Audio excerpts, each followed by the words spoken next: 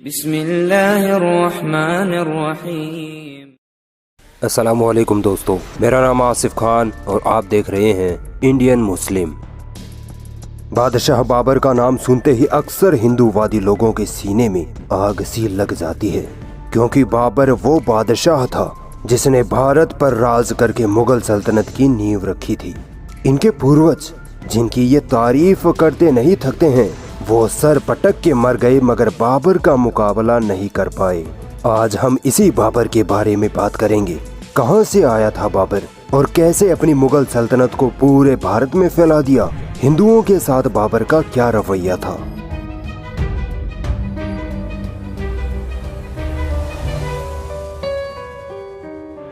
दोस्तों, इतिहास में बाबर के बारे में अच्छी और बुरी दोनों बातें दर्ज हैं, मगर आज भारत में बाबर को सबसे ज्यादा क्रूर, लुटेरा, हिंदुओं का दुश्मन, जालिम बादशाह पता नहीं क्या क्या लक़ब दिए जा चुके हैं। दोस्तों, बाबर का असल नाम ज़हीरुद्दीन मोहम्मद बाबर था। उनका जन्म 14 फरवरी 1483 में उज़्बेकिस्तान की फरगना घाटी में हुआ था। बाबर के पिता तैमूर वंश के और माँ चंगेज खान के वंश की थी। इस प्रकार एशिया के दो महान विजेताओं का खून बाबर में शामिल था।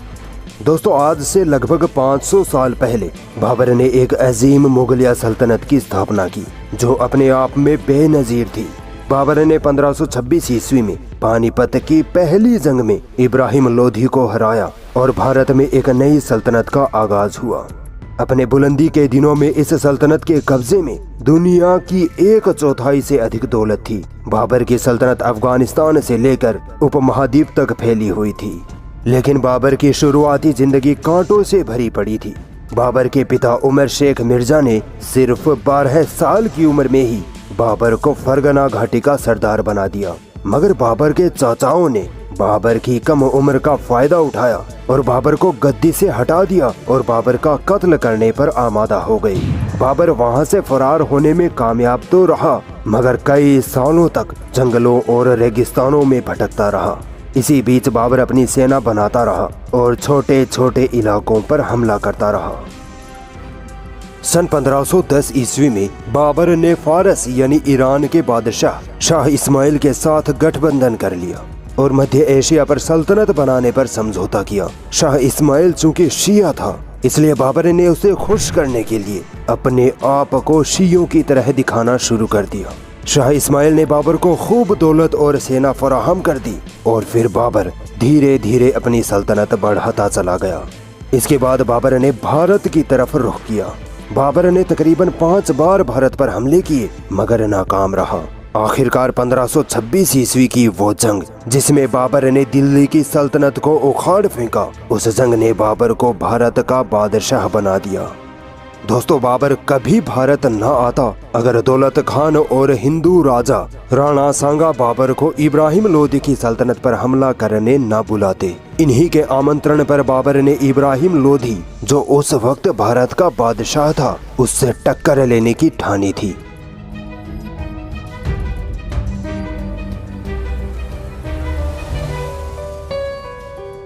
इक्कीस अप्रैल सन 1526 ईस्वी में पानीपत की पहली जंग बाबर और इब्राहिम लोधी के बीच हुई। पानीपत आज के हरियाणा में स्थित है। इस जंग में बाबर की सेना में महज 12 से 20 हजार तक सैनिक थे, जबकि इब्राहिम लोधी की सेना में 1 लाख से ज्यादा जंगजू थे। बाबर एक कुशल बादशाह था। उसके पास बारूदी हथियार और करीब 20 तोपें थी, जो इब्राहिम लोधी के पास नहीं थी। मगर इब्राहिम लोधी भी कमजोर न था। उसके पास 300 जंगी हाथी थे, जो बाबर की सेना को डराने के लिए काफी थे। बाबर ने इब्राहिम लोधी को पहले ही अल्टीमेटम दे दिया था कि सल्तनत हमारे हवाले कर दो, वरना तुम्हें बहुत मुश्किलें आन पड़ेंगी। इब्राहिम लोधी ने बाबर की इस धमकी को नजरअंदाज कर दिया। बाबर को पता था कि 12,000 की फौज के साथ वो इब्राहिम लोधी की 1 लाख की फौज को शिकस्त नहीं दे पाएगा। इसलिए बाबर ने अपनी हिकमत अमली से इब्राहिम लोधी को हराने की सोची। तोपें जो भारत में पहले कभी इस्तेमाल नहीं हुई थी, वो बाबर के पास मौजूद थी। इब्राहिम लोधी को अंदाजा भी नहीं था कि ये तोपें कितनी तबाही मचा सकती हैं। इब्राहिम लोधी ने बेखौफ होकर अपनी हाथी सेना को बाबर पर हमला करने के लिए आगे दौड़ा दिया। जैसे ही हाथी बाबर की तरफ आए तो बाबर ने फौरन तोपों से हमला करा दिया। तोपों की तेज गरज सुनकर इब्राहिम लोधी के हाथी खौफजदा हो गए और उल्टे पैर दौड़ने लगे और इब्राहिम लोधी के अपने ही हजारों फौजियों को रोनते चले गए। इस खौफनाक और अजीबोगरीब हमले को देखकर इब्राहिम लोधी की सेना में भगदड़ मच गई।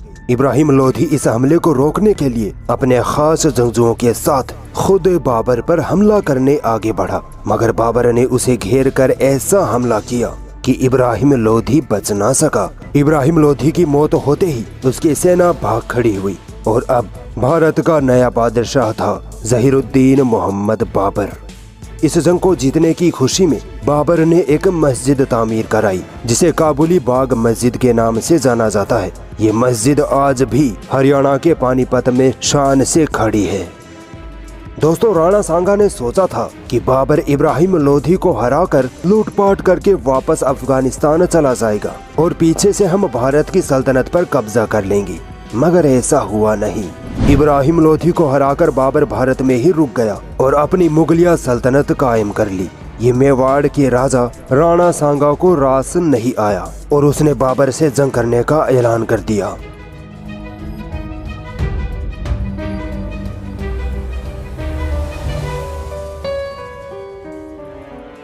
बाबर की सेना राजपूत राजा राणा सांगा की सेना की आधी भी नहीं थी, मगर बाबर खूब दिलेर बादशाह था।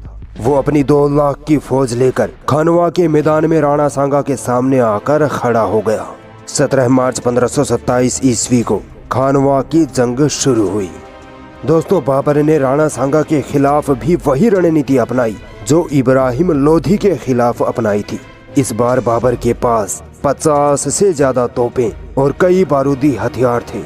जंग शुरू हुई और चंद घंटों में ही राणा सांगा घायल हो गया और उसकी लाखों की फौज डर के मारे भाग खड़ी हुई।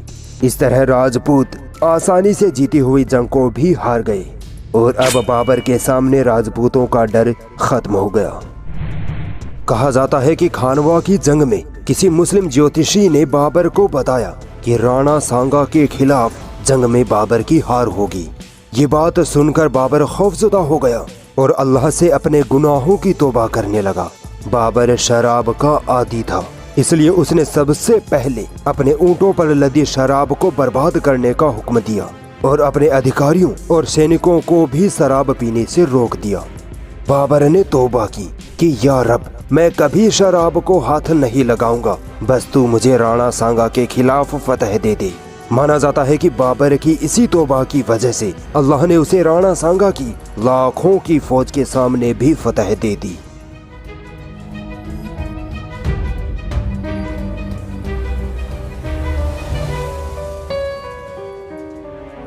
अक्सर हमें सुनने को मिलता है कि बाबर क्रूर, अत्याचारी और हिंदुओं का दुश्मन था, मगर जब हम बाबर की लिखी किताब बाबरनामा पढ़ते हैं तो हमें पता चलता है कि बाबर ने अपने बेटे हुमायूं को ये वसीयत की थी कि मेरे बेटे, सबसे पहले तो ये कि मजहब के नाम पर तुम सियासत ना करना, आप अपने दिल में मजहबी नफरत को बिल्कुल जगह ना देना, लोगों की धार्मिक भावनाओं को और उनकी इबादत गाहों का ख्याल रखना, उनको नुकसान ना पहुंचाना और सब लोगों के साथ इंसाफ से काम लेना।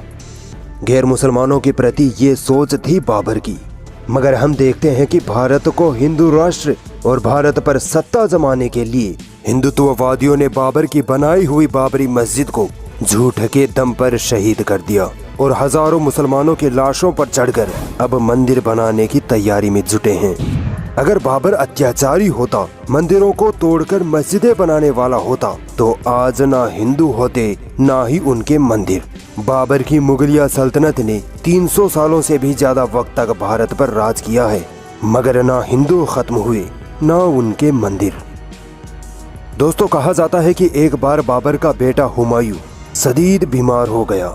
बाबर अपने बेटे हुमायूं से खूब मोहब्बत करता था, इसलिए बाबर ने अल्लाह से ये दुआ की कि या मेरे रब, तू मेरी उम्र मेरे शहजादे हुमायूं को लगा दे और इसकी बीमारी मुझे दे दे। अजीब बात थी कि कुछ ही वक्त में हुमायूं तो ठीक होने लगा और उसी वक्त बाबर बीमार पड़ने लगा और आखिरकार 1530 ईस्वी में 48 साल की उम्र में बाबर का इंतकाल हो गया। दोस्तों, बाबर भारत पर सिर्फ 4 साल हुकूमत कर पाया था, मगर इन्हीं 4 सालों में उसने ऐसी सल्तनत कायम कर दी कि उसकी नस्लों ने फिर 300 सालों तक भारत पर राज किया। इतने लंबे वक्त तक कभी किसी मुस्लिम खानदान ने भारत पर हुकूमत नहीं की थी। औरंगजेब के बाद मुगलिया सल्तनत धीरे धीरे खत्म हो गई।